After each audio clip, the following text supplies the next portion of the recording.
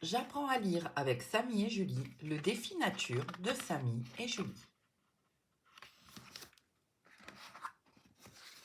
Les personnages de l'histoire.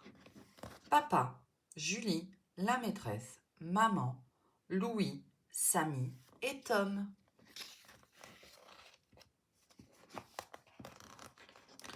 Comme chaque année, des affiches annoncent l'opération Forêt propre qui aura lieu dimanche prochain. Bien sûr, l'école est au courant et les maîtresses encouragent leurs élèves à y participer. Venez tous, dit Tom à ses copains. L'année dernière, nous y sommes allés avec mes parents, c'était rigolo. En plus, il y a un goûter à la fin. S'il y a un goûter, répond Basile, je viens. Dimanche, opération Forêt propre, venez nombreux. Dimanche, une foule impressionnante s'est rassemblée à l'orée de la forêt. La maîtresse distribue des gants et des sacs poubelles à tout le monde. La maman de Tom a même apporté de grandes pinces pour saisir les déchets. Tout le monde est équipé demande la maîtresse. Il ne faut oublier aucun recoin. La forêt doit être débarrassée de toutes ces ordures qui la défigurent. C'est parti! C'est affreux. Pas un buisson qui ne soit souillé par une canette, un pot de yaourt ou un sac en plastique. Et là, des mégots de cigarettes, des bouteilles en verre. Un horrible butin remplit peu à peu les sacs. « Venez voir !» s'écrient soudain Samy et Tom. « On a trouvé un truc incroyable. » Mais qui a bien pu déposer une vieille baignoire en pleine forêt? C'est inimaginable. Qui veut prendre un bain? Quelques heures plus tard, fiers de leur travail, tous les participants profitent d'un bon goûter. Super délicieux, se régale Basile tout joyeux. J'adore cette chasse au trésor. Il n'y a vraiment pas de quoi se réjouir, dit Julie.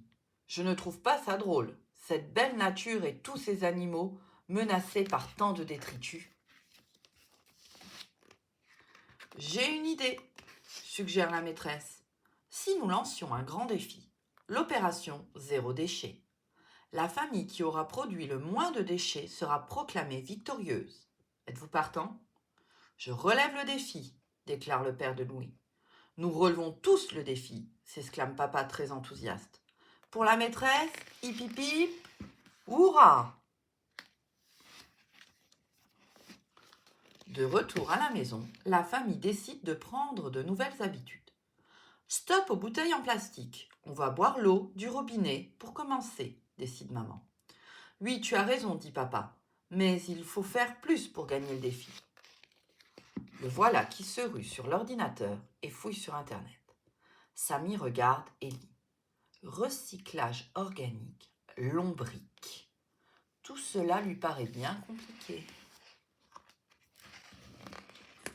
Quelque temps plus tard, Louis interroge ses copains. Alors, pour les déchets, vous en êtes où? Ma mère fait tous nos yaourts. Adieu les pots en plastique, répond Tom. Chez moi, plus de gel douche en bouteille. On se lave avec du savon solide, explique Léo. Et chez toi, Louis? Demande Samy. C'est top secret. Mon père ne veut pas que je le dise.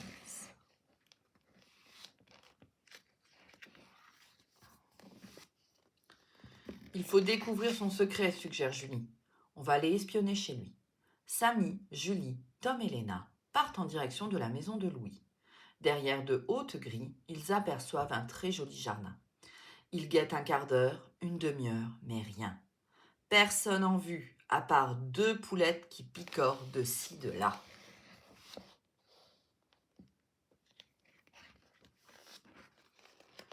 Tout penaud, Samy et Julie rentrent chez eux et racontent leur mésaventure. Je sais comment Louis et sa famille pensent gagner, s'exclame papa.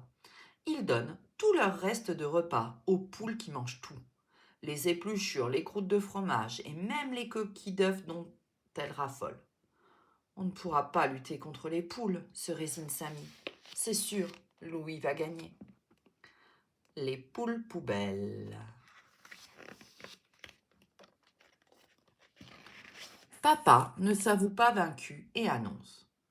Nous ne pouvons pas avoir de poules, eh bien nous aurons des vers de terre. Samy et Julie sont interloqués.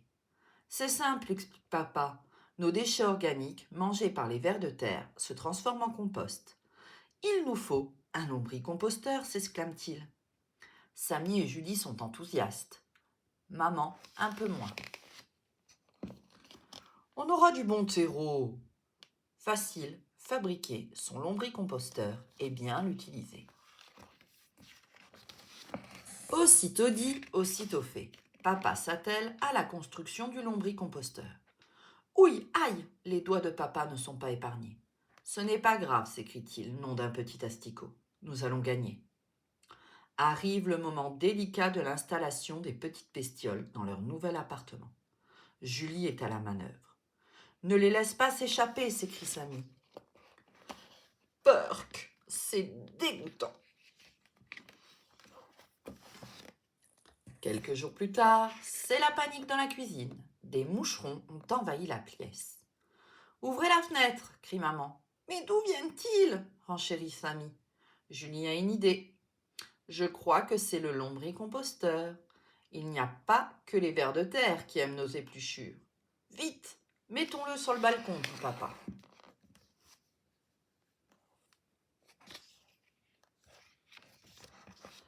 L'heure des résultats a sonné. Les familles, une à une, pèsent leurs déchets restants. La famille de Basile est bonne dernière. Trop d'emballages en plastique. La famille de Louis et celle de Samy et Julie sont à égalité. Les poules et les vers de terre arrivent ex aequo, annoncent Samy et Julie hilares.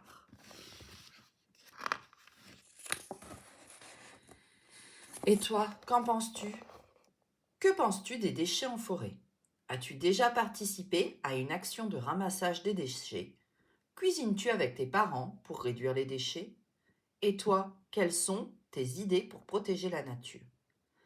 Savais-tu que les vers de terre fabriquent de la bonne terre? Pour aller plus loin, toi aussi tu peux faire des actions chez toi. Tu peux trier tes déchets, ne pas mélanger le verre, le papier et le plastique. Tu peux faire attention à couper l'eau quand tu n'en as plus besoin ou éteindre la lumière en sortant d'une pièce. Préfère un goûter fait maison à un paquet de gâteaux avec beaucoup d'emballage. Tu peux aussi recycler tes fournitures scolaires plutôt que de les jeter. Une gomme peut resservir et les feuilles vierges d'un cahier peuvent servir de brouillon. C'était le défi nature de Samy et Julie.